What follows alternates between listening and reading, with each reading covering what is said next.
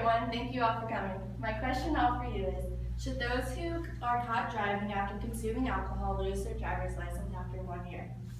For 1 year. As a matter of fact, yes, I do think so. That is if they fail their breath test and are over the legal amount of 8%. However, if that person has more than 1/5 of drinking and driving, they should lose their driver's license and get it taken away. And I'm about to tell you why.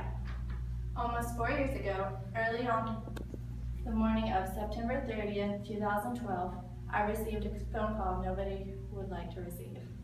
During that phone call, I was told that my best friend's mom, while coming home from Subway the night before, was hit and killed by a drunk driver. Just going out and getting her family supper, she was a victim of someone's bad decision. Now, because somebody made a selfish decision, my best friend lost her mom, a husband had to bury his wife, people lost their best friend, co-worker, and family member. If that person had decided to take a cab or find another way home, we would still have Shelly here with us today. Did you know that according to Centers for Disease Control and Prevention, that every day 30 people in the United States die in motor vehicle crashes that involve alcohol-impaired drivers? That is a lot of deaths that could be prevented if drunk drivers decided not to drive home. If they would have decided to get a taxi. Do not get me wrong, I'm not saying alcohol should be banned. I know it helps people have a better time at parties. However, at the end of the night, even if you think you're okay to drive, you probably are not. There are many options a person could take to not drink and drive. They could get a ride home, call a friend, a cab, call an Uber driver, stay at a friend's house, or have a designated driver.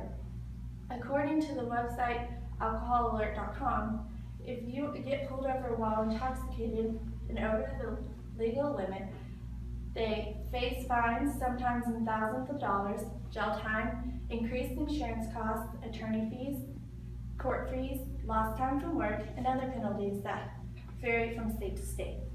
And to add to all that, I think you should go to jail and get your driver's license taken away. That way, since you are not thinking about other people's safety, you have a whole year or longer to think about it. Also, taking away their driver's license will hopefully save other people's lives in the future. According to the website scientificamerica.com, 17% of drivers aged 20 and over admit to getting behind the wheel after consuming alcohol or using illegal drugs at least once a year. And you want to know why they do it? Because nobody thinks nothing's gonna happen to them. They say, oh, it'll be okay. And they tell their friends that they're fine to drive. And that's their mistake. The chances of them actually being fine are none. It is possible not to drink and drive, or to not drive after consuming alcohol. If you do and do not pass the driver's test, you should take the consequences.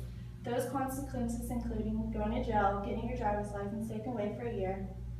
However, if this is not the first time, you should get your driver's license taken away altogether. I hope this speech helps you all to think before getting behind the wheel drunk in the future. Thank you all for coming.